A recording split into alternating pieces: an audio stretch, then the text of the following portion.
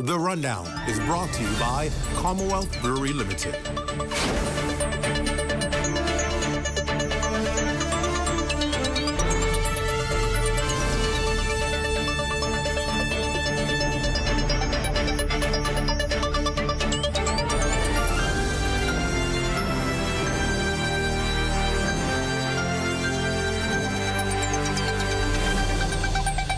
Good evening, everyone, and welcome to the show. It's great to have you with us on a Tuesday evening. Well, governments hit the mid-year budget mark, the 2024-2025 budget year, and tomorrow, Minister of Finance, Prime Minister, the Honorable Philip Davis, will deliver the mid-year communication. And during last year's remarks on March 6th, Prime Minister Davis affirmed that the mid-year budget affords his administration the opportunity to highlight for the Bahamian people the decisions we have made during the first half of the fiscal year to enhance economic, social, and national security while driving progress on our goal of creating a more dynamic, more inclusive, and more resilient economy and society. He also touted then that the government's vision was already taking form. Now, the current budget, that's the 2024 to 2025 cycle, serves as a pivot towards a new era for the Bahamas. It's designed to enhance the well-being of Bahamians, promote economic growth, consistently improve revenue, and prudently, of course, look at the projections that are actually serving ahead of you. Now, what's important for you to understand with this particular budget is that it is designed really, as they look at the next 6 months, to be able to determine whether or not government is on place, whether it's in place, whether government is on target to reach its destination, or whether there needs to be some level of adjustment in the budget. Now, this is also a good point to say that during the mid-year budget communication, it's also the opportunity for government to be able to say, maybe we need to tweak this particular thing. Maybe we need to change what we're doing here.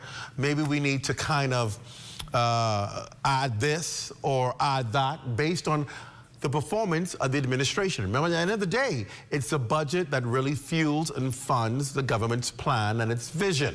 And so at the end of the day, it has to ensure that we're on target or not on target to achieving what it is we set out to achieve. And as you can imagine, this is a crucial time as you stare elections, general elections in the eyes next year, that it is important that this cycle, the next 6 months, and then, of course, that all-important budget that takes you into an election are actually achieving what it is that an administration sets out to achieve. So it's going to be critical. So when you listen tomorrow to the communication, which, by the way, will be aired on our parliamentary channel tomorrow at 10 a.m. from the Prime Minister, you want to listen for key areas such as cost of living, what they're going to do with that, such as economic programs, how they're going to grow the economy, social well-being, welfare programs, how they're going to assist those in need, and of course, capital works.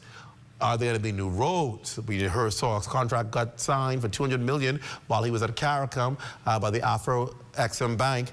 So there are a number of things you want to listen for that will kind of help you gauge for the next 6 months what to expect when it comes to the government's finances. You'll also see where there's reallocations. For example, if they feel they need more funding in certain areas to be able to put through certain programs, they got to bring on additional team, staff members, they're accounting for more salaries or consultants. These are the things you're going to look for because it'll kind of help you understand what it is a government is focusing on for the next 18 months that it has left in office, a year to 18 months, 2 years in office. And so it'll help you understand whether or not the government is going to use any new initiatives that can perhaps benefit the people, or what the focus really is. Efforts like climate change and also hurricane season, disaster preparedness, I mean, the new ministry. All of those areas are key areas that you ought to watch for to see whether there are going to be actual changes, and that will help you understand what the focus and the agenda of the government is as it completes this particular fiscal year of 6 months and then on to its final budget for this term in office. So some pretty interesting things there that are expected to come out of this budget report. And of course, Minister of Economic Affairs, Michael Halkitis, would have been one talking about what could be expected, what he expects the government to talk about, what he expects the Prime Minister to deliver. And of course, again, we encourage you to tune into the Parliamentary Channel 10 o'clock tomorrow morning for live coverage of the Prime Minister's mid-year budget communication in the House of Assembly. And, you know, before we continue with this, what I think is important to say, so we understand exactly why this is important. A lot of times, we like to engage in debates and discussions about priorities, focus, where the money should go, what people should be doing. Well, you cannot engage into a full debate if you don't understand the message. And tomorrow, the message comes out. That's why it's important for Bahamians to tune in.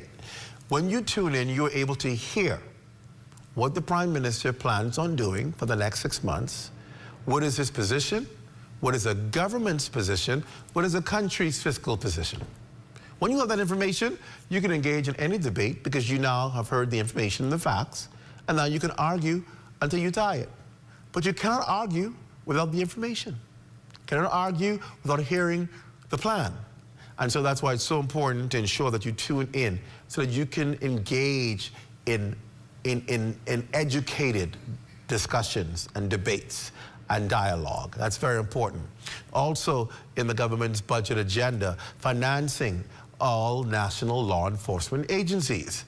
This is critical to not only fighting the crime war, but also protecting our borders. And that's the job of the Royal Bahamas Defense Force. The country's military agency requires funding to fulfill its mandate. That includes protecting our territorial integrity, patrolling our waters, providing assistance in times of disaster, and maintaining order in conjunction with the law enforcement agencies of the Bahamas. It's Law Enforcement Week here on the Rundown.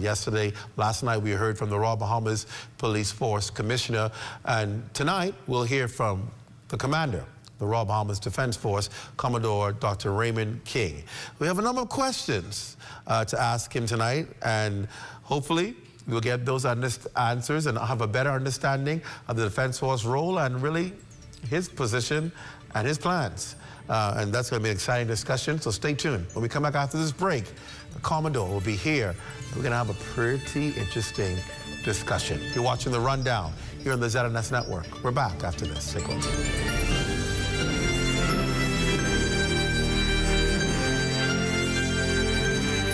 The internet isn't just for surfing. There's a sea of shoppers buying online, and you can connect with them on Tingsy. Tingsy is the SBDC's online storefront built for Bahamians. Take your business to the next level by selling to customers online, both at home and around the world. People want Bahamian things, and if you got things to sell, sell on Tingsy. Find out how you can connect with a sea of buyers by visiting tingsybahamas.com.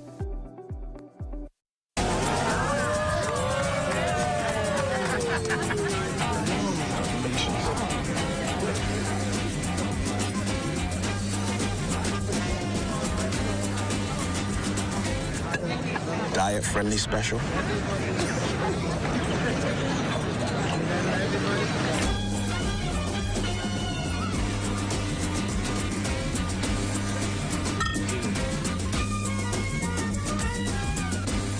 Make this year your best year yet.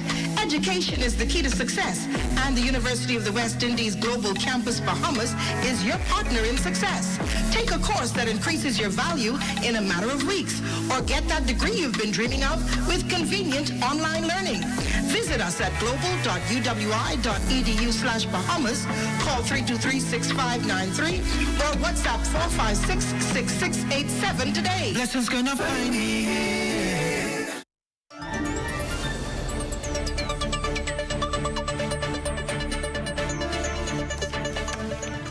Welcome back, and a special good evening to all of you watching on our social media platforms. Those of you in the Lion's Den on Facebook, good to have you with us. Those of you on YouTube, those of you watching from your various platforms or on your digital media platforms, good to have you. Those in the Turks and Caicos Islands, always a special welcome to you as well, and from around the world.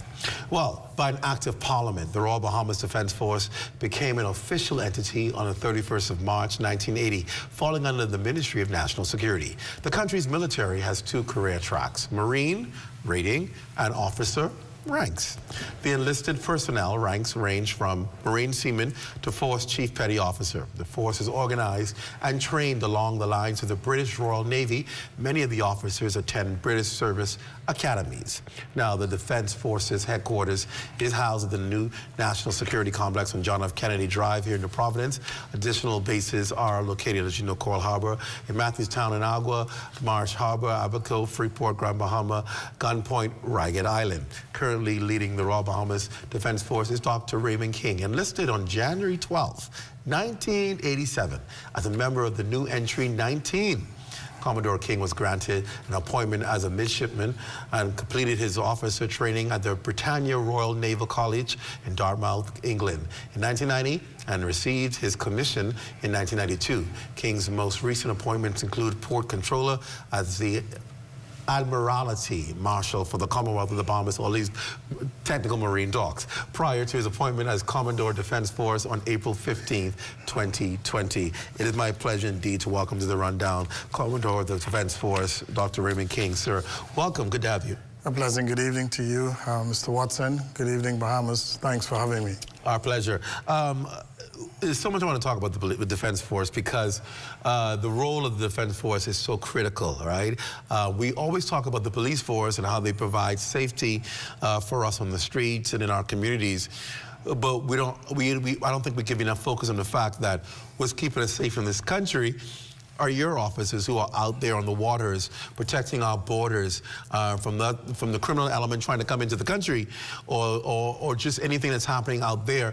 You're protecting the citizens who are on land and even on sea as well.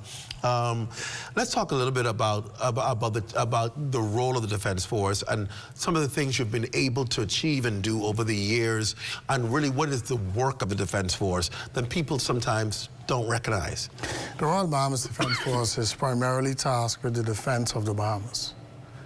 And the associated missions includes the protection of our territorial and sovereign waters, to work in conjunction in the maintenance of law and order with other law enforcement agencies, disaster response, search and rescue. We provide support to civilian as well as diplomatic cause. And so our role is really diverse, but it's critical as it relates to border protection and border security. The men and women of the Royal Bahamas Defense Force would have done a yeoman's job over the last 5.5 years in protecting our borders, primarily as we reflect on illegal migration. Mm-hmm. I'm sure you could recall many years ago, almost every morning, you probably woke up and heard there was another landing. And that's unheard of now. The fishes, they've been quite pleased over the last 4 or 5 years. Their yields are greater. Their traps have not been tampered with. Little or no sighting of poachers in our waters. And they're excited. We have done a tremendous job with our regional partners against arms and ammunition smuggling by way of the maritime routes, drug trafficking, all of those border patrol concerns, to the extent that we would have lent our resources directly with our sister agency, the Royal Bahamas Police Force, with domestic security and stemming the tide of what's going on in the country, as well as being community leaders through our deliberate community relations program and being a corporate entity, as well as in our national youth development programs, with the youth intervention programs. And so we would have done extremely well with our primary responsibility with the protection, security of our maritime borders against those transnational criminal organizations and activities, as well as nation builders and community leaders. You've mentioned a whole lot of stuff in there, and I'm trying to break it down because you talk about a whole lot of things that I think are critical to point out. And I think the first thing I want to point out is you talked about the fact that we almost every day used to see or hear of sightings. And it is true. We haven't heard about that much anymore. Is that speaking directly to the efforts of your officers, or is it just that migrants aren't no longer taking the voyage, or what some people call number three, we're just not seeing them come in? It's twofold. One, in terms of our execution, it's research-based and results-oriented. I would have spent more than 80% of my career in the maritime domain. And so I know what the strategies are by those transnational criminal networks. And so I would have done extensive research as a junior officer, and I was able to employ those strategies, and the operational team, the logistics, the maintenance, and the support units all bought into the strategy that has been very, very successful. So it hasn't been by chance. It's deliberate efforts. Deliberate efforts, strategic planning, strategic execution. But I won't take away from the policies of the U.S. administration under the Biden era. Those policies sort of diverted the movement of migrants, those temporary protection status, the 2-year residency programs, and you had more migrants moving towards the U.S. border from Mexico seeking asylum and to get into the United States. That would have stemmed the flow over the last year and a half in particular. Because 2 years ago, we would have experienced some, I think it was about 2,500 migrants. And we had a 75% decrease. It's just under 900 this year, and coming from the southeastern Bahamas. However, with the new U.S. administration, That's about to ask. we've seen an uptick, particularly towards our cousins in the southeast, Turks and Caicos. They would have had some 5 incursions or attempts recently. Because of the new administration and the policies shutting down a lot of this ease of applying for asylum, you're now seeing an uptick. That's affirmative. And so we're working along with the Turks and Caicos regiment. We have an agreement whereby we embark their ship riders to assist them. We have a 60-meter craft in the southeastern Bahamas. I think we're moving to embark their ship riders to assist them. But they're being targeted at this time. But we are watching our borders carefully. We continue to maintain our relationship through the OBBAT program, taking Caicos, Bahamas, in the United States Coast Guard, as well as we receive information and intel from the Cuban Border Patrol. So we all collaborate and coordinate, and we are monitoring those lanes for migrant movements, as well as drug trafficking coming from the south, Jamaica, Venezuela, Colombia, coming up through the Bahamas. We all share intelligence in terms of stemming those threats. You talk about the fact that you have to protect our borders. And when we talk about resources on the ground with police officers, we're talking about getting vehicles, ensuring there are vehicles that are functioning, more vehicles so that we can do saturation patrols. You don't have to worry too much about cars because your means of patrolling is by vessels. How have we been able to keep that afloat? And I see the little smirk because you probably know I'm going to talk about some of the conditions of these vessels and how they really are hampering some of you, the ability of you to do what it is that you need to do. And of course, we can buy 3 cars, but you can't buy 3 boats. That's millions of dollars. And the expense of maintaining and keeping them up. Let's talk about the fleet. Right. The cost of maintaining ships is extremely expensive. One of the challenges we'll be facing is what I would call the inflexibility in the procurement system.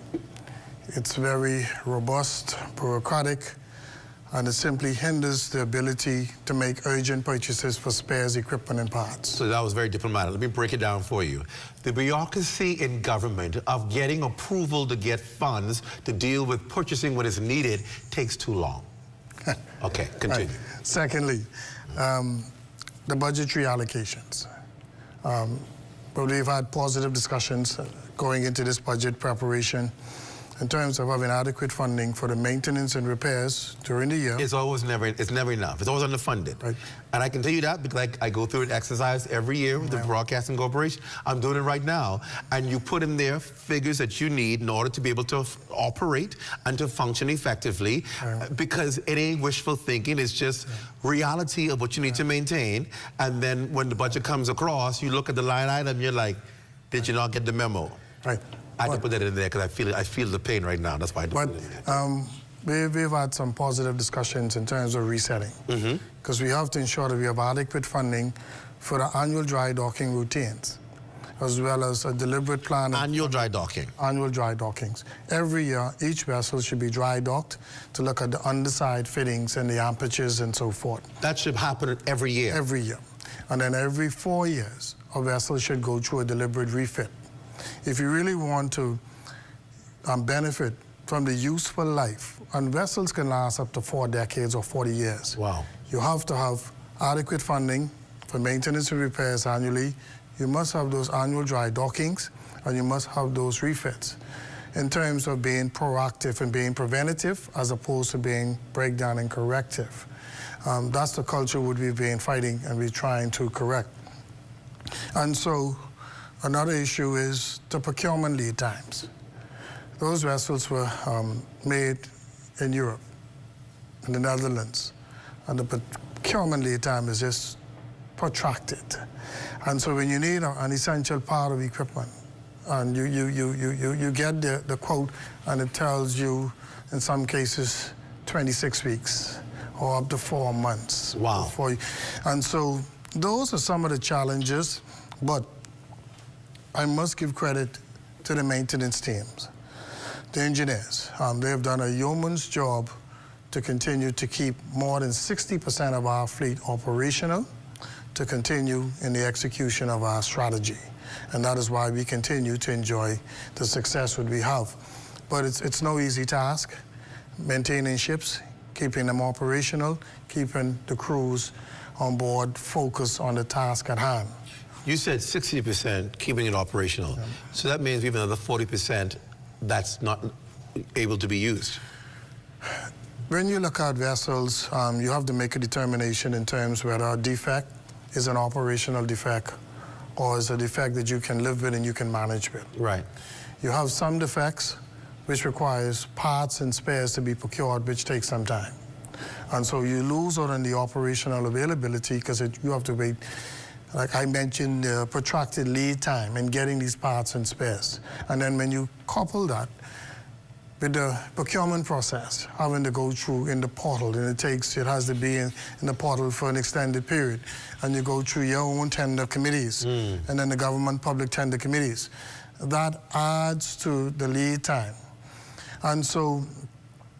What is the longest you've waited for a vessel to be repaired? Right now, we're looking at a vessel in terms of getting some shafts for the vessels, and they told us bluntly 52 weeks, which is a year. That's a year. That's a year.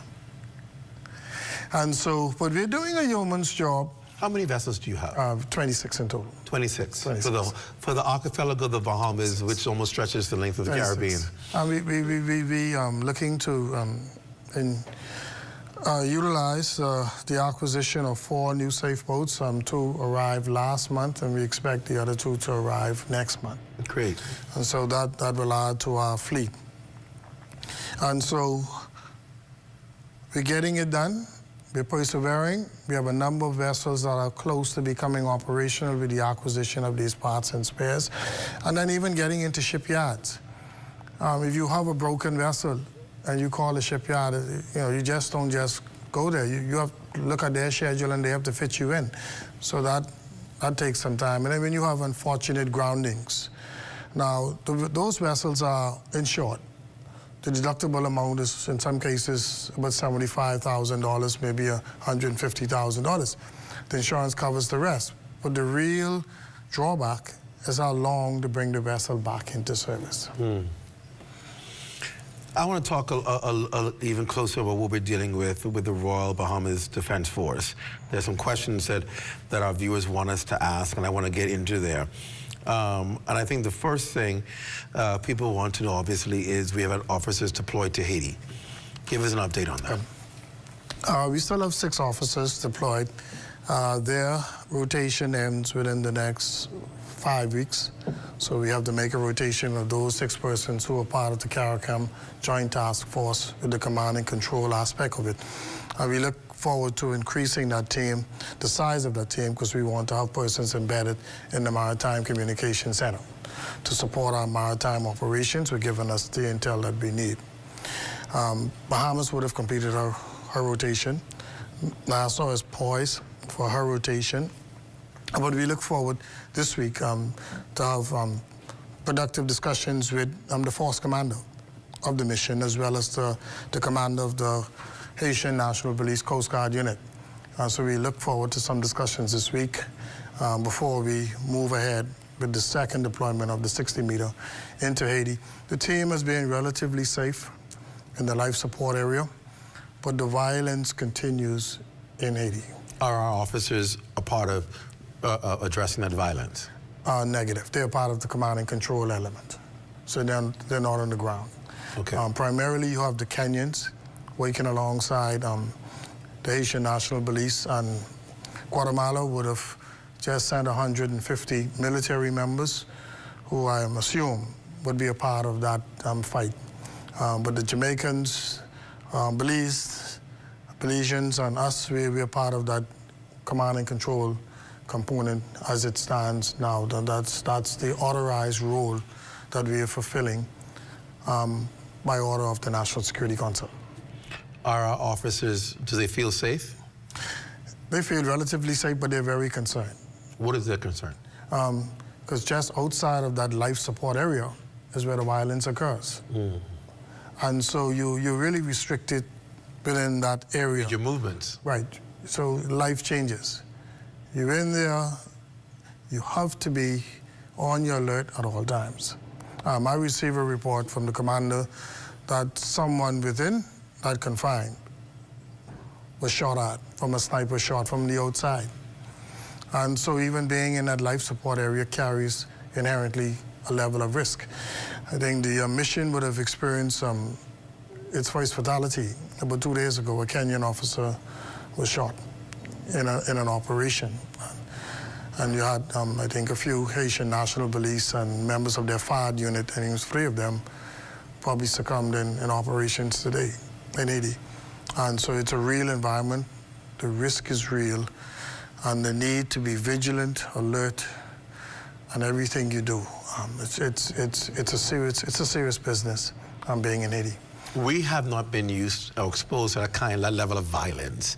Thankfully, in our country, we don't have to deal with that, at least from the Defense Force aspect.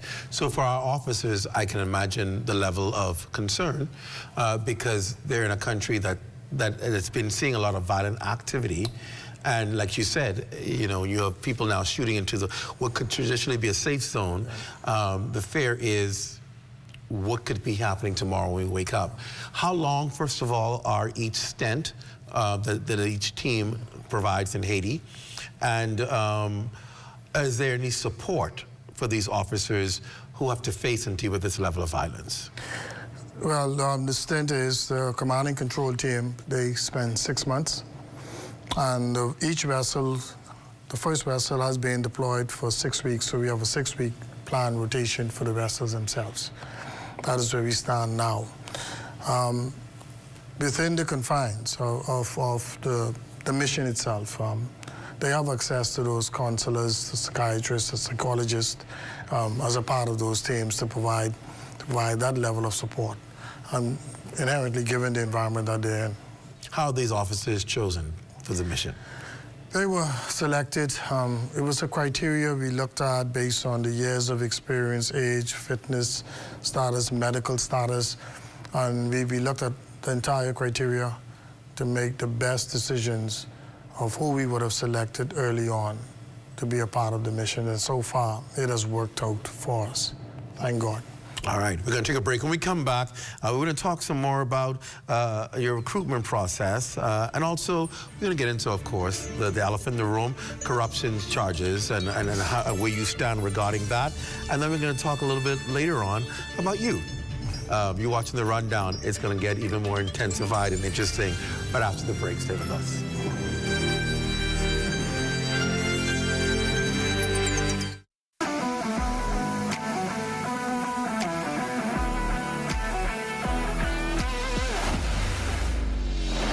Bahamas Striping Group of Companies, we have been in Exuma now for the past 4 years, carrying out our paving program. A part of our company's philosophy is to do some work to international standards. So when you look at our paving division, we have a state-of-the-art lab to do all of our testing in-house, as well as a state-of-the-art asphalt plant with a trained technician carrying out the work on that site. The overarching goal of our company is to produce the work that we're doing in the entire Bahamas to international standards. We also make a difference by the training of our staff. We have a very intensive training program going on to where we are teaching young men how to learn the art of striping. Being a young man myself, I've made mistakes in the past. I was given a second chance to better my life, and it's only fitting that we pass it along. What's important for us is giving them a second chance for them to get a skill and a career that could take them further in life.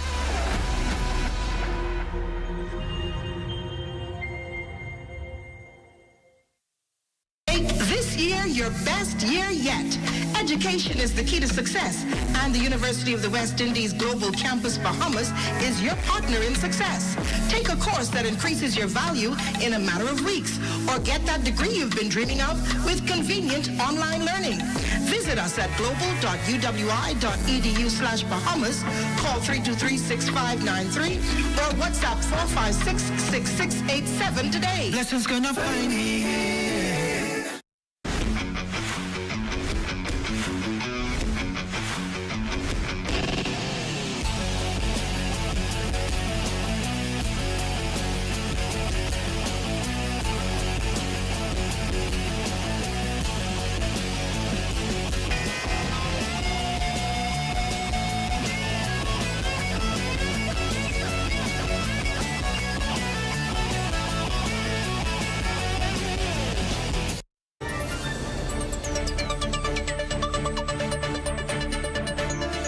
Welcome back to The Rundown. It's so good to have you with us. We're talking to the Commodore of the Royal Bahamas Defense Force, Dr. Raymond King, tonight about the Defense Force, everything Defense Force. And we'll talk a little bit later about his career in a few seconds. We'll continue with our discussion. I want to talk now about recruitment. Is there a need to tighten the recruitment requirements? Our recruitment process is quite robust. From the examinations, the assessments, the interviews, the medical vettings, the security vettings. But if I want to be completely honest, my former colleague, the former commissioner, and now the current commissioner touched on a point of probably publication, those names, for the community to give their input. That is key, because what we have found, in particular with the last 4 to 5 entries, or within the last 3 years, even amongst our sister agencies and in discussions with the other armed forces leads, we found that the majority of the persons who are running afoul of the law are the young persons who would have been recruited within the last 3-4 years.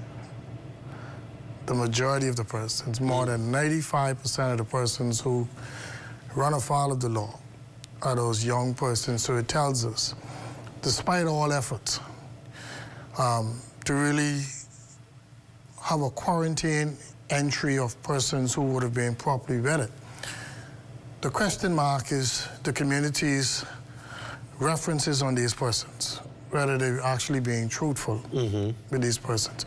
And so we would have had to expand our vetting policy to include having them disclose their Facebook and their other accounts and going on to really see what activities. And surprisingly, you would find that these persons are involved with gangs Really? and gang activities. Yeah.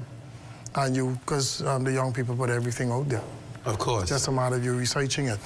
And so I agree with that concept of publishing the persons who you intend to enlist at the end. Because you're going to find some members of the community who would be honest and say, hold on, there's something about this individual you all need to recheck. So I like that point what was made. But our process is quite robust.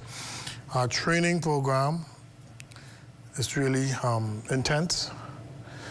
But what you find is that those persons, particularly the latter ones who I'm making reference to, if they would have been exposed to gang activity, even that basic training, in some cases would have failed to transform them in their thinking. Because they enter the service, and within a year or two, they run afoul of the law, and then everything becomes clear in terms of who you would have recruited. And so in the organization, we have up to about 4 generational cohorts. And I always advise my department leads and heads, you have to tailor your leadership style, your management style. The values, beliefs, and everything differs from ours. When we joined, we looked at the Royal Bahamas Defense Force as a career. Correct. A lot of these persons now, it's just a job. Wow. And probably want to come in for a year or two, make some monies, but that's fine. The United States caters to persons who just want to come in for a few years, get a degree, and move on. Countries would have benefited from that. But there is a concern in terms of the pool of persons, and these persons come from our communities. I was about to ask you that. Is it difficult to say, find good, solid recruits the way you need to find it? Is there a challenge? The challenge is with the men. The men? We have no problem with the women. In fact, we oversubscribe. Wow. My recollection, because I serve as the personnel officer, the human resource officer, and the administration officer, out of every 100 males that you vet and you take through that process, you end up at 1/3. Really? 1/3, yes. And so we have to recruit and process so many males to really get the numbers. And so what you'll find is in most of the armed forces now and the other agencies, the percentage of women being enlisted is getting higher because it's easier to women as opposed to the men. You have to struggle to get the numbers that you want. And are they failing because of not being able to continue, or they're failing in the vetting process? It's the vetting process, the medical vettings, the security vettings is what catch a lot of them. Because if you taking drugs and those other things, it will show. On the security vetting, if you're in gang activities, you're going to be one person from the community who's going to be honest. Wow. And point persons out, and then persons with criminal records. That eliminates a lot of them as well. I want to turn to the recent case, which we all knew in law enforcement, the corruption case involving a police officer, a senior ranking police officer, and also one of your then officers. We've never got an official response from you to that. What is your response to this whole idea? Mr. Watson, I'll tell you, I was very disappointed and shocked of that person and the allegations being led. And when I read the indictment in terms of what was being promised, because our operational data is very restricted on a need-to-know basis. There's only 2 or 3 persons who have access to that information, and it's encrypted.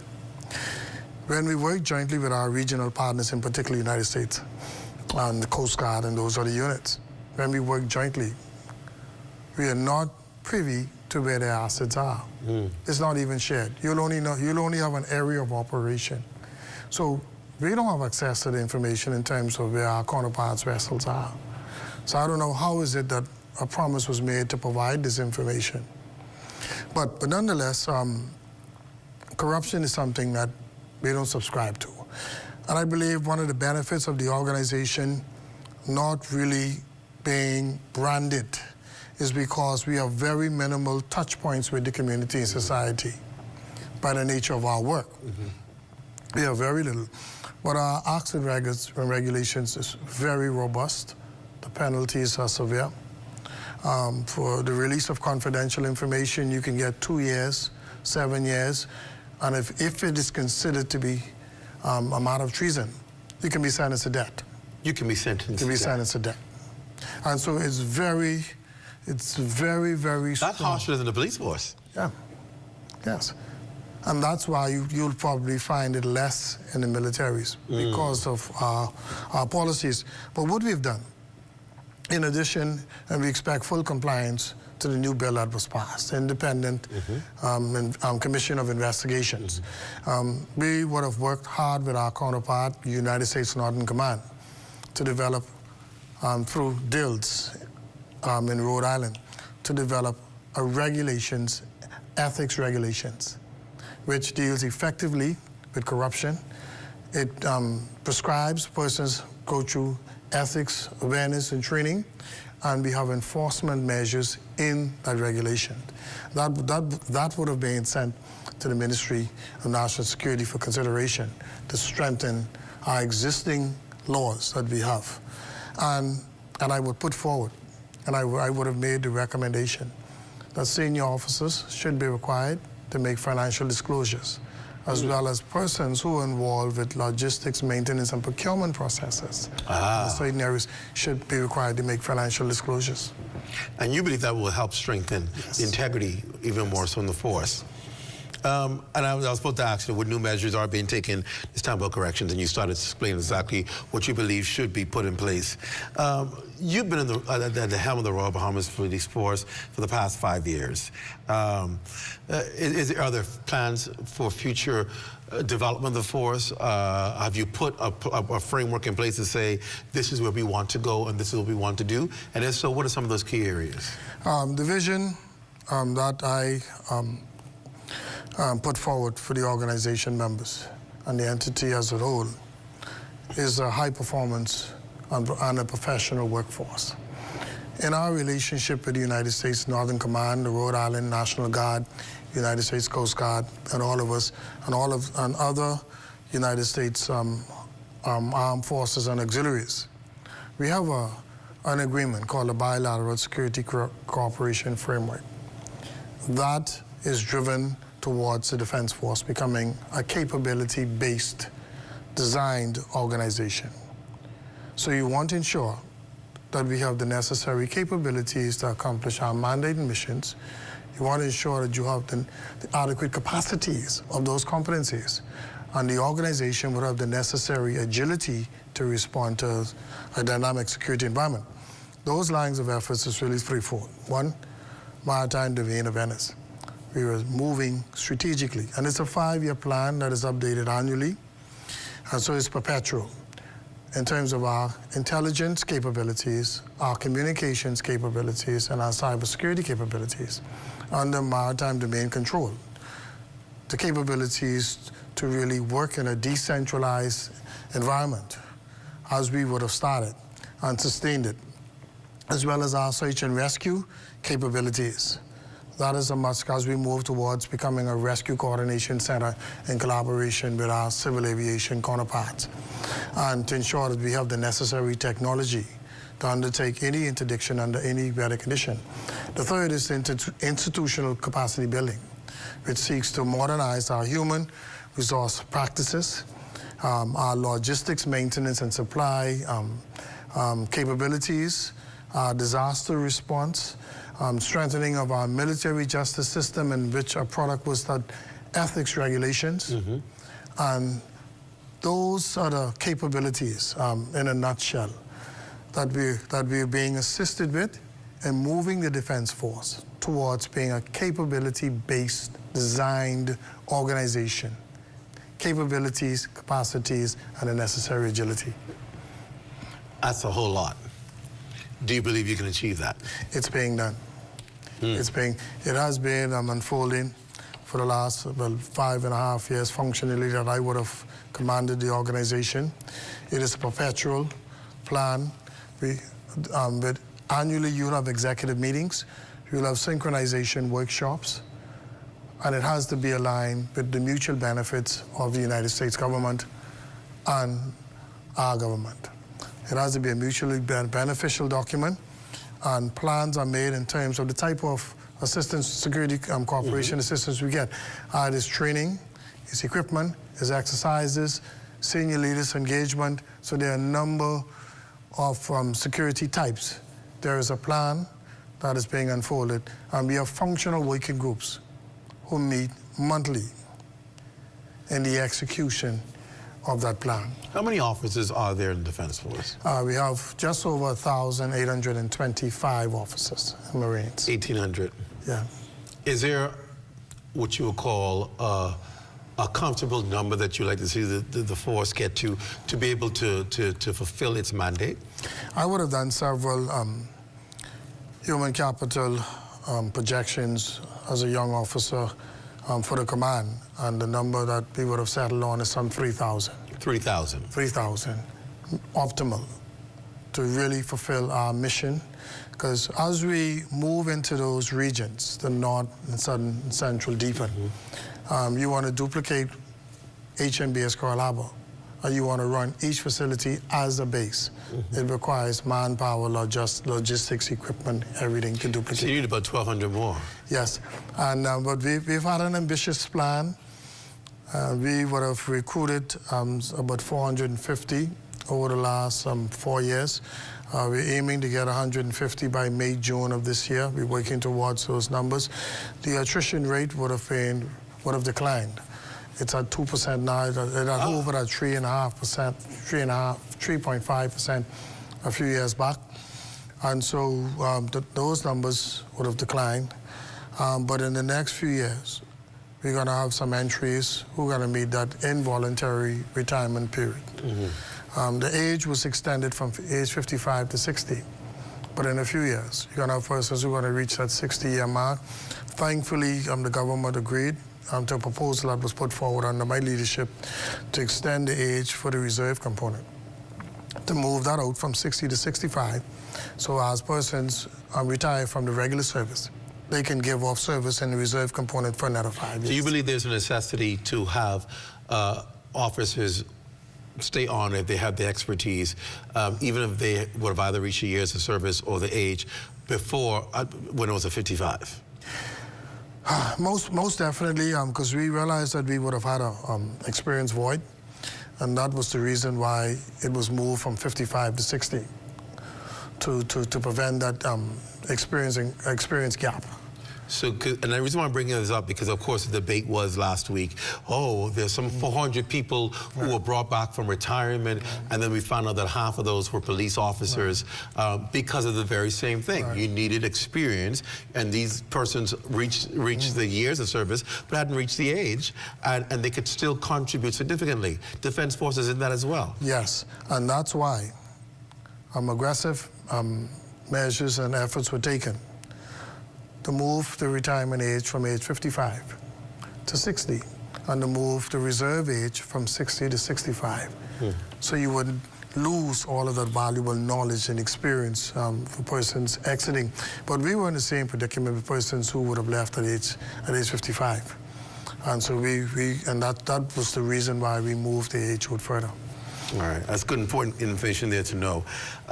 I wanted to ask you, what are the major challenges that you believe the Defense Force is experiencing? I would have alluded to the three early on.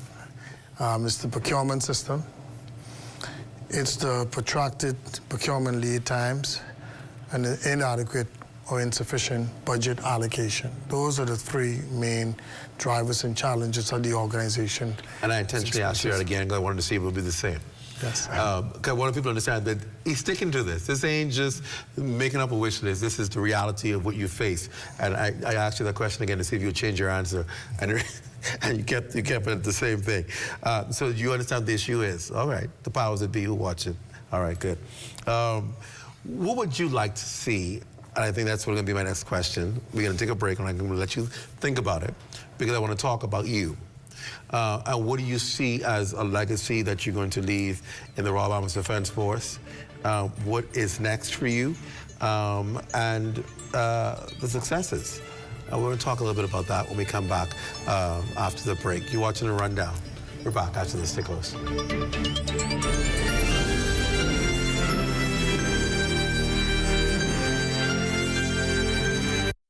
Hey, what's up, Mario? Hey, Dale, what's going on? Have you seen Z&S new digital platforms? No. Let me go check it out. Good day, Bahamas. I'm Devontae Hanna, and this is Z&S Digital, where we cater to your news and entertainment needs. Are you a foodie? I thought so. Then look out for Digital Bites. Shining a light on Bahamians and the good that they do, ZNS Digital is home to the Sunshine One. Keeping up with the latest trends, our original content will keep you entertained. Yeah, that's cool. But have you seen the new website? No, I didn't see it. Let me go look. We're still your most trusted source for news and information. That's ZNS Digital? Yeah, that's ZNS Digital, the people station in your pocket.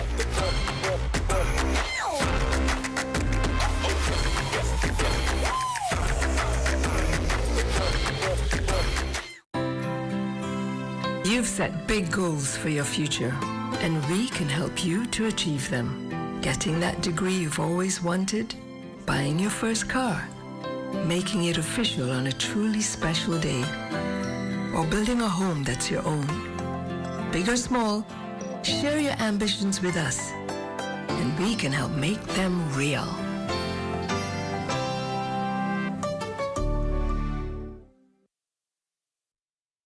The internet isn't just for surfing. There's a sea of shoppers buying online, and you can connect with them on Tingsy.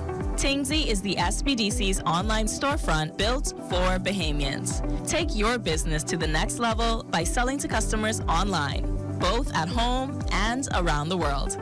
People want Bahamian things, and if you got things to sell, sell on Tingsy. Find out how you can connect with a sea of buyers by visiting tingsybahamas.com.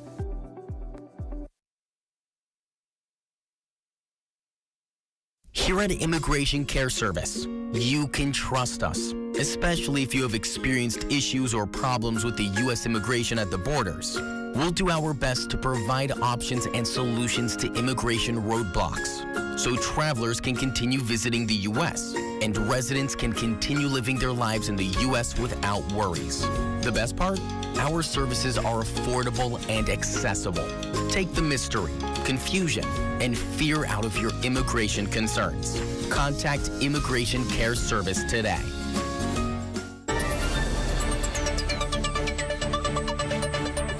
Welcome back to the Rundown and into our final segment now with the Commodore of the Royal Bahamas Defense Force, Dr. Raymond King. And this segment I want to focus on you and your leadership and your legacy. And of course, the question always is, when is the end date? Is there an end date in sight for you as Commodore of the Defense Force? I just saw a bunch of people turn their TVs up. But tell us. Well, January I would have observed my 38th year in the service. 38 years? 38 years. And I would have had a very good career, an exciting career, a productive year, and a rewarding one. But I know everything is seasonal. And seasons begin, and seasons end, and new chapters begin. But during my time, I would have evidently made my contribution to the Royal Bahamas Defense Force, and I'm grateful to would have ascended to this office, the highest office within the Royal Bahamas Defense Force, to make my contributions directly, not only to the Royal Bahamas Defense Force in terms of border security, but in terms of national development and community leadership. That's the end? That's the end. I'm sitting waiting, because you sound like you were saying, getting the speech ready to go into, you know, I have done it my way and so forth. But you obviously have done a number of things that you would have seen done. Do you believe that you've accomplished what you set out to do? We would have accomplished much. To be honest with you, there's still much to get done. I would have made deliberate efforts to truly transform the organization into a modern military as observed and seen with the developed countries. Because I would have duplicated a lot of the systems, the processes and everything, and the structures as those developed nations. I would have done much. And so what comes to mind for me in terms of successes, it has to do with border security. We would have done with the support of the men and women of the Royal Bahamas Defense Force, with our national law enforcement agencies as well as our regional partners, international as well. We would have done a yeoman's job in terms of border security against those transnational threats that I would have alluded to earlier. Migration, poaching, and all of those. And then we look at the effective management of the organization members during the two most difficult periods in this country's history. Our response to Hurricane Dorian, the impact of Hurricane Dorian. I came in and I led the organization in our response to that. And then we had the global pandemic and all of those abnormal taskings. And so I had to navigate. You've weathered two of the worst experiences in life that this country has seen. Yes, sir. And I would have to navigate the organizations through that period and now. And a difficult decision is placing persons in Haiti in harm's way, per se, and having to nominate persons and to deploy persons under my leadership. That's another difficult task for this country and this organization, and it's only just begun. And so we have that as well. And then I would have done a yeoman's job in terms of the professional development of the organization, as an organization and as a learning organization.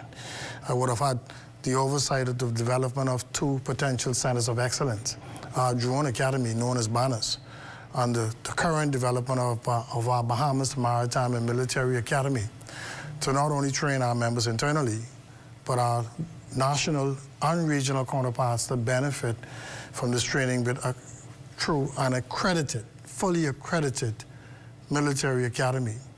And so we would have done that.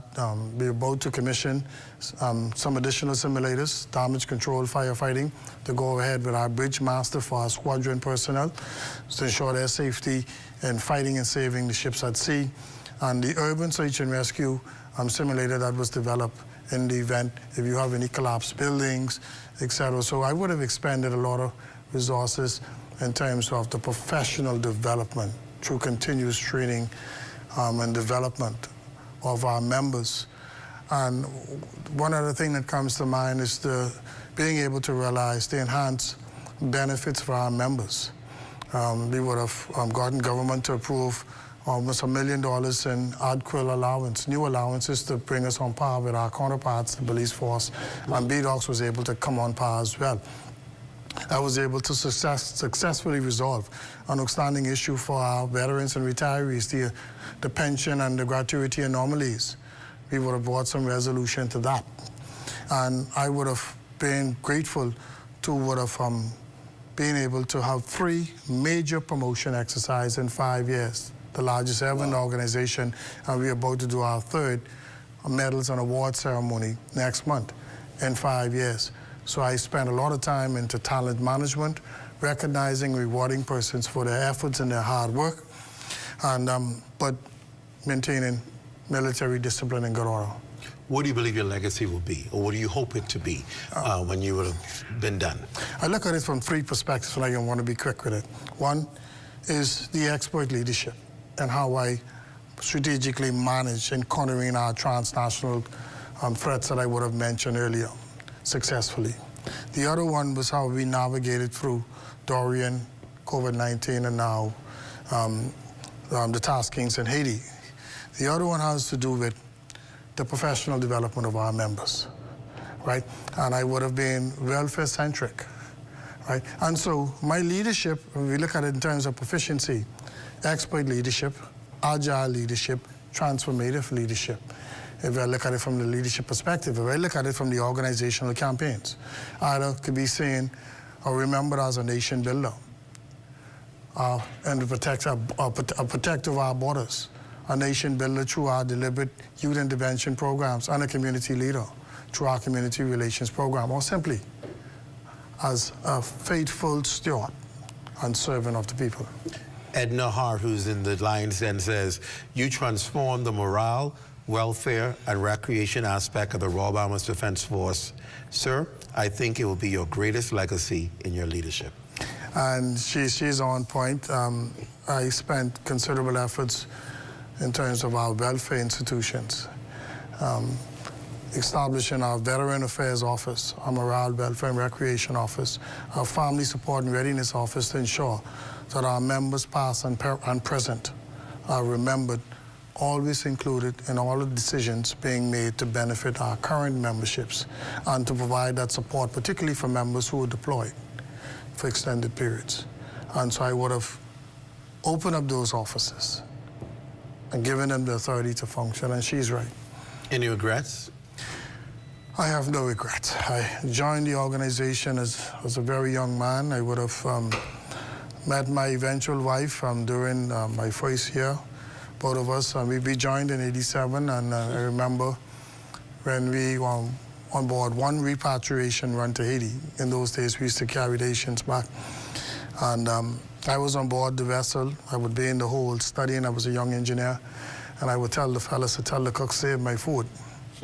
And then I realized the portions of my plate, they were favorable. And then the relationship blossomed. From there, this year, May 31st makes us 34 years. Wow. Yes. You had a very good experience in the boat. Yes, sir. Can I tell you about my experience in a Defense Force boat? I was a young ZNS reporter, and we had some major oil spill up in Bimini area or something like that. And they were going up, sending a vessel up there. And they said, let's take ZNS. And so my news director said, you want to go? I said, yes. I always live for the big story. And so we went to the dock. We were going up there for 3 days and then coming right back. And I said, oh, I can't wait, excited. We boarded the Defense Force vessel, such a beautiful vessel. And I said, oh, this is going to be a great opportunity. And we left Nassau Harbor. I said, oh, this is going to be like a 3-day cruise. And then we got into the open water. So. And that boat began to rock. Mm-hmm. And let me tell you, I have never felt so sick in my entire life.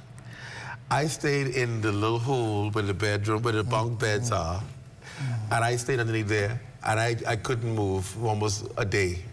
And I just stayed there, and I could hear the officers walk past, just laughing at me. They laughed at me. I'm their guest. They laughed at me. They were laughing. I could not get out of that bunk bed because I was so seasick. And I decided, they said, Ron, you gotta get out. You gotta eat something. You gotta eat something. You gotta eat something. And so I don't know if they were messing with me, but I came out and I ate something, and boy, did I not bring up what I ate. And I kept bringing it up, and they were laughing at me. Oh my God, it was humiliating. But I fought through it to be able to do my interviews and so forth. And we got to Bimini and everything like that. And we did our interviews. And then they were like, you coming back? We going back to Nassau? I said, heck no. I took a flight from Bimini. I said, no, thank you all. They would laugh at me. And that was my experience on the Defense Force boat. But they were kind, even though they kept laughing at me. But it's an experience I'll never forget. Yeah, but I'll be honest with you, even a seasoned seaman as I was, my first day out to sea, whenever we left, it depends on the weather condition, my body had to readjust. If the weather, we went out and the weather was extremely bad, then I would have felt seasick, and by the second day, my body would have collaborated. Even so, everyone's experience is different. And, but when I commanded the vessels that I did, I made sure, ran my patrols, where I could only remember on 5 occasions I had no choice and the weather was bad. But I always ran favorable headings, but you learn those tricks as the more you sail, in terms of moving your vessel away from or directly from the winds and the heavy seas, and you run favorable tracks to ensure the comfort of your crew. But they were right. Once you eat something and you bring that up, you feel better rather than not eating and still bring it. Right. I will never be a seaman. Hats off to them who do it for weeks. That's why I respect everybody in their rightful places. Mine is here on land. But Commodore, thank you so much for sharing with us tonight and being a part of this. We wish you every best success, and you and your team and your officers. Thank you for the fine job you do in serving our country and the risk that you take every day. Our country, we are indeed grateful to you as a nation. Thank you so much, sir. Thank you very much for having me, and good evening, Bahamas. Thank you. That does it for the Rundown. We want to remind you that tomorrow night's edition of the Rundown will be aired live from Eleuthera. I'll be on the Bahamas Air flight early in the morning to join my team who's been there for the past 2 days setting up Access Accelerator Small Business Development Center town meeting at the Rock Sound Chamber of Commerce. We'll be there tomorrow night and doing what we do there. And of course, be sure to stay tuned to the ZNS Network for the Bahamas Tonight with that. And of course, to Bahamas Tonight at 11 tonight. Don't forget 11 o'clock news tonight with Royston Jones. He's in the building. Royston's in the building. Get ready for 11 o'clock news. It's the final newscast of the evening. For all of us here at ZNS, I'm Clint Watson. Thanks for joining us. I'll see you in Rock Sound tomorrow night.